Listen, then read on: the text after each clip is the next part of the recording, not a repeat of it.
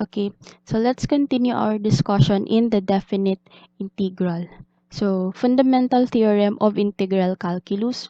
Let f be a continuous function on the closed interval ab, and let f be a function such that f prime of x is equal to f of x for all x in the interval ab.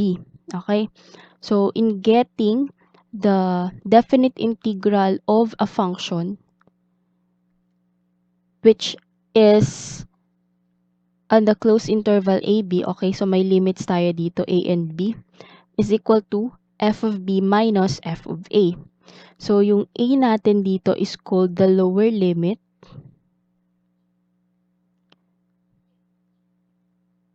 and this is the upper limit.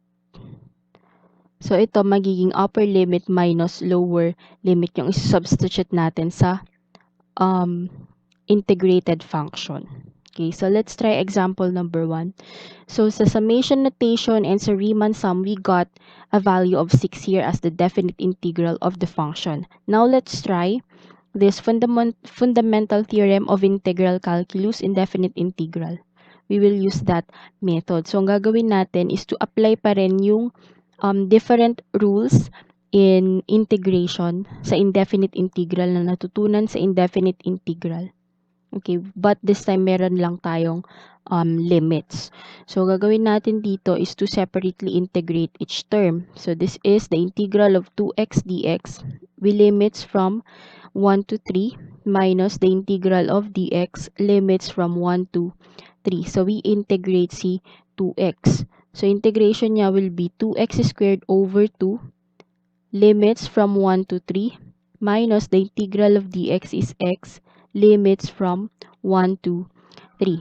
So, of course, this will cancel. So, we will be left with x squared limits from 1 to 3 minus x limits from 1 to 3 also. Now, for each term, kailangan natin gawin si f of b minus f of a. So, yung b natin is 3 and yung a natin is 1. So, this is our function. So, ibig sabihin, this will be equal to si x, substitute natin si 3. So, that will be equal to 3 squared minus f of 1, f of a. So, that will be equal to 1 squared. Okay? Ganyan yung gagawin. Minus, same din dito. We have x that is 3 minus 1. Okay? So, from there, this will be equal to 3 squared is 9 minus 1 minus 3 minus 1 is 2. 9 minus 1 is equal to 8 minus 2.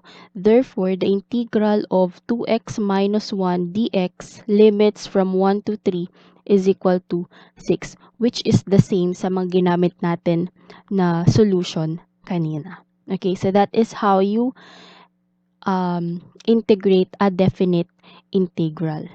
Okay, so parang mas madali siya kaysa sa mga nauna. Okay, so let's try another example. Ito siya.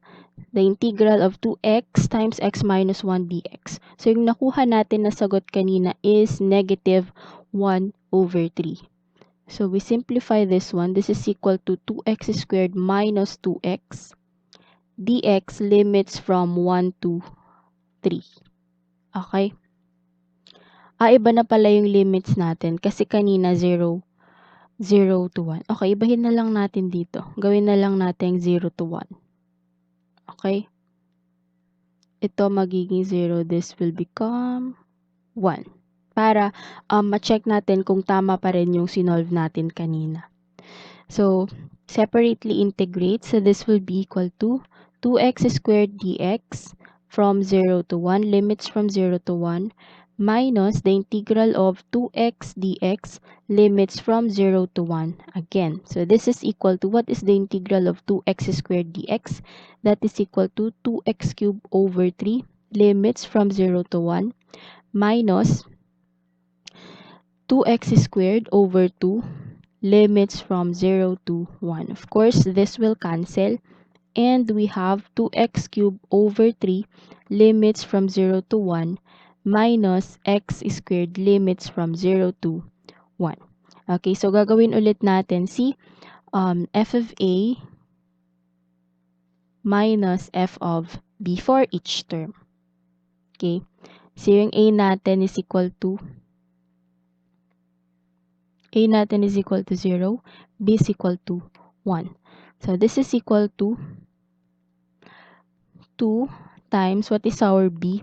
1 cube all over 3 minus 2 times 0 cube all over 3.